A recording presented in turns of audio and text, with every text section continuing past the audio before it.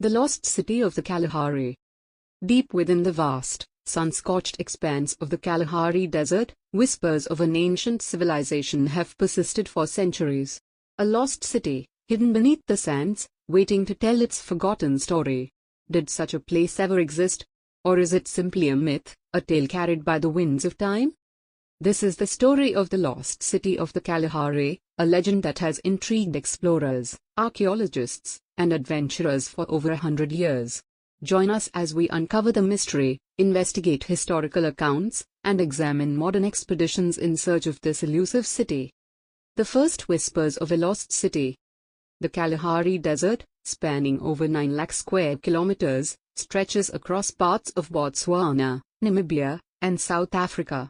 To most, it appears as a barren, inhospitable wasteland, but to some, it hides the ruins of a once thriving civilization. The first modern account of the lost city emerged in the late 19th century, when a Canadian explorer named Guillermo Farini, also known as William Leonard Hunt, ventured deep into the desert.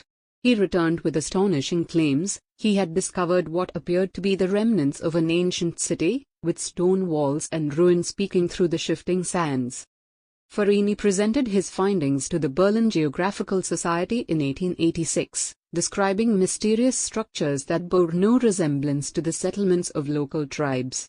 His claims sparked curiosity, but many dismissed them as exaggerations, possibly even a mirage created by the desert heat. But Farini was not the only one who spoke of this lost city. Local legends had long told of an advanced civilization that once thrived in the heart of the Kalahari, only to be swallowed by the sands. Local legends and indigenous knowledge.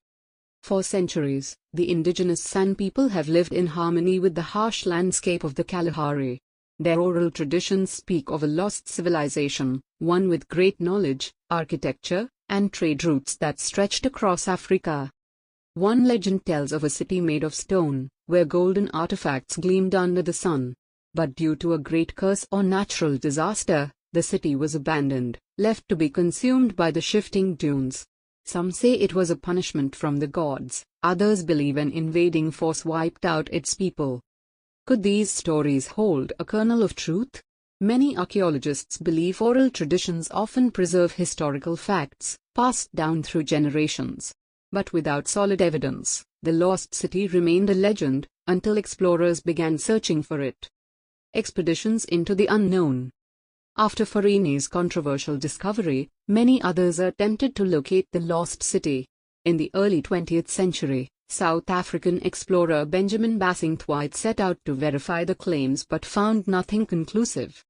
Then came G.J. Baines, a geologist, who theorized that Farini's ruins were merely natural rock formations, shaped by erosion. Yet, despite these dismissals, reports of unusual stone structures continued. In the 1950s, an adventurer named A.J. Clement surveyed parts of the Kalahari and claimed to have found walls and unnatural rock formations. In the 1980s, yet another expedition, led by Johann Heine, suggested that satellite imagery revealed geometric shapes hidden beneath the sands, shapes that could suggest human-made structures. So, was the lost city real? If so, why had no one successfully documented it? Natural explanations or ancient mystery? Many skeptics argue that the lost city is nothing more than an illusion created by the desert's extreme environment. One theory suggests that Farini's stone formations were actually dolomite ridges, naturally occurring structures that, from a distance, could appear as man-made ruins. The heat mirages of the desert may have exaggerated their appearance, making them seem like walls and buildings. Others propose that Farini's descriptions match a known geological feature called Twyfelfontein, famous for its ancient rock engravings. But Twyfelfontein is in Namibia, far from where Farini claimed to have seen the ruins. And yet, some archaeologists refuse to dismiss the possibility that an ancient civilization once thrived in the Kalahari. Could an undiscovered kingdom have flourished thousands of years ago, only to be buried by time? Modern searches and the future of discovery. In recent years, LIDAR technology, which uses laser scanning to detect structures hidden beneath dense vegetation or sand, has revolutionized archaeology. Could it be the key to solving the mystery of the lost city? Several independent researchers have used satellite imaging to identify potential excavation sites, but the extreme conditions of the Kalahari make field research incredibly difficult.